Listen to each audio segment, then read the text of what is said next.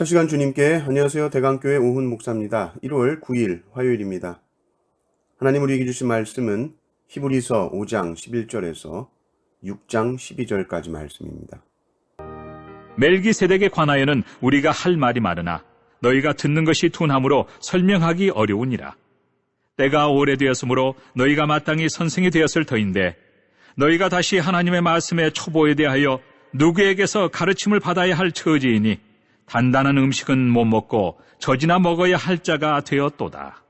이는 젖을 먹는 자마다 어린아이니 의의 말씀을 경험하지 못한 자요 단단한 음식은 장성한 자의 것이니 그들은 지각을 사용함으로 연단을 받아 선악을 분별하는 자들이니라. 그러므로 우리가 그리스도의 도의 첩보를 버리고 죽은 행실을 회개함과 하나님께 대한 신앙과 세례들과 안수와 죽은 자의 부활과 영원한 심판에 관한 교훈의 털을 다시 닦지 말고 완전한 대로 나아갈지니라. 하나님께서 허락하시면 우리가 이것을 하리라. 한번 빛을 받고 하늘의 은사를 맛보고 성령에 참여한 바 되고 하나님의 선한 말씀과 내세의 능력을 맛보고도 타락한 자들은 다시 새롭게 하여 회개하게 할 수 없나니 이는 그들이 하나님의 아들을 다시 십자가에 못 박아 드러내놓고 욕되게 함이라. 땅이 그 위에 자주 내리는 비를 흡수하여 닦아는 자들이 쓰기에 합당한 채소를 내면 하나님께 복을 받고 만일 가시와 엉겅퀴를 내면 버림을 당하고 저주함에 가까워 그 마지막은 불사름이 되리라. 사랑하는 자들아, 우리가 이같이 말하나 너희에게는 이보다 더 좋은 것 곧 구원에 속한 것이 있음을 확신하노라. 하나님은 불의하지 아니하사 너희 행위와 그의 이름을 위하여 나타낸 사랑으로 이미 성도를 섬긴 것과 이제도 섬기고 있는 것을 잊어버리지 아니하시느니라.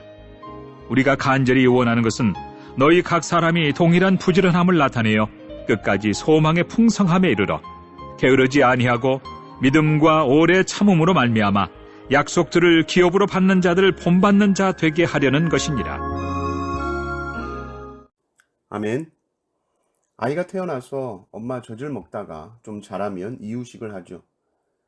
또 이빨이 나기 시작하면서 점점 더 단단한 음식을 먹게 됩니다. 신앙생활도 마찬가지입니다. 신앙이 자라가면서 우리는 먹는 음식이 달라집니다. 좀 더 딱딱한 음식도 거뜬하게 씹어 먹을 수 있게 되는 것이죠. 히브리서 저자는 자라지 않는 신앙에 대해서 안타까워하면서 이렇게 말합니다. 때가 오래되었으므로 너희가 마땅히 선생이 되었을 터인데 너희가 다시 하나님의 말씀의 초보에 대하여 누구에게서 가르침을 받아야 할 처지니 단단한 음식은 못 먹고 젖이나 먹어야 할 자가 되었도다. 이렇게 말합니다. 물론 젖을 먹어야 합니다. 젖을 먹는 단계가 있습니다. 그러나 계속 젖만 먹는다면 여러분 얼마나 맛있는 음식들이 많은데 그것을 맛보지 못하는 것이죠. 이런 자들을 5장 13절에서는 의의 말씀을 경험하지 못한 자라고 나옵니다. 의의 말씀을 경험하지 못했다는 말은 옳은 말씀을 경험하지 못했다. 뭐가 옳은 말씀인지 그른 건지 분별하지 못한다라는 것입니다. 그러면 어떻게 옳은 말씀을 분별할 수 있는가? 14절을 보면 지각을 사용해야 된다는 말입니다. 머리를 써라. 생각해라는 겁니다. 그리고 연단을 받습니다. 이것은 훈련을 받는 것입니다. 말씀을 우리의 지각을 사용하여서 읽고 이것은 연구한다는 뜻입니다. 우리는 말씀을 깊이 생각하고 연구하는 것은 목사들만 한다고 생각할 수 있지만 만약에 그렇게 생각하신다면 종교개혁 전 중세 카톨릭으로 돌아가는 것입니다. 우리가 종교개혁의 후예라고 말할 자격이 없습니다. 종교개혁이 우리에게 준 가장 귀한 선물은 성경입니다. 사제들만의 전유물이었던 성경을 모든 성도들에게 돌려준 것이죠. 그래서 우리는 성경을 사랑해야 하고 우리가 하나님의 말씀을 들을 때에도 어떻게 성경에 나온 내용을 바르게 전하고 있는지 생각하면서 들어야 됩니다. 말씀을 진지하게 보면서 설교를 들어야 합니다. 설교자가 만약에 성경이 말하는 것을 말하지 않는데 아멘 아멘 하면서 설교 듣는 것은 그것은 믿음이 좋은 것이 결코 아닙니다. 지각을 사용하지 않고 옳은 말씀인지 분별하지 못하고 듣는다면 우리의 신앙은 자라지 않고 오히려 점점 퇴보할 것입니다. 이것이 문제가 되는 것이죠. 히브리서 저자는 초대교회 신자들이 믿음의 정박지에 닻을 깊이 내리지 못하고 배교하고 떠나가는 것을 안타까워하죠. 그 가장 큰 원인이 무엇인가 했을 때 그들이 여전히 믿음의 초보 단계에 머물러 있기 때문이다 라고 진단하는 것입니다. 그것은 안 된다. 물론 도의 초보도 모르는 사람은 알아야지요.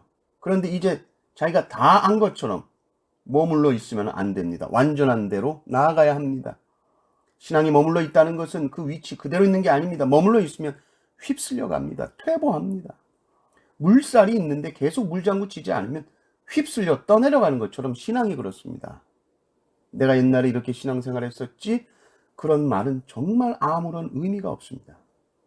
지금 신앙이 중요하죠. 히브리서에 아주 경고하고 있는 무서운 말씀이 있습니다. 한번 빛을 받고 하늘의 은사를 맛보고 성령에 참여한 바 되고 하나님의 선한 말씀과 내세의 능력을 맛보고도 타락한 자들은 다시 새롭게 하여 회개하게 할 수 없나니 이는 그들이 하나님의 아들을 다시 십자가에 못 박아 드러내놓고 욕되게 함이라. 자라가야 합니다. 자라가십시오. 자라간다는 것은 무엇보다 말씀을 보셔야 합니다. 말씀을 사랑하셔야 합니다. 지각을 사용하여 말씀을 봐야 합니다. 왜 이런 말씀이 있지 생각해야 됩니다. 모르면 물어봐야 됩니다. 모르면 배워야 됩니다.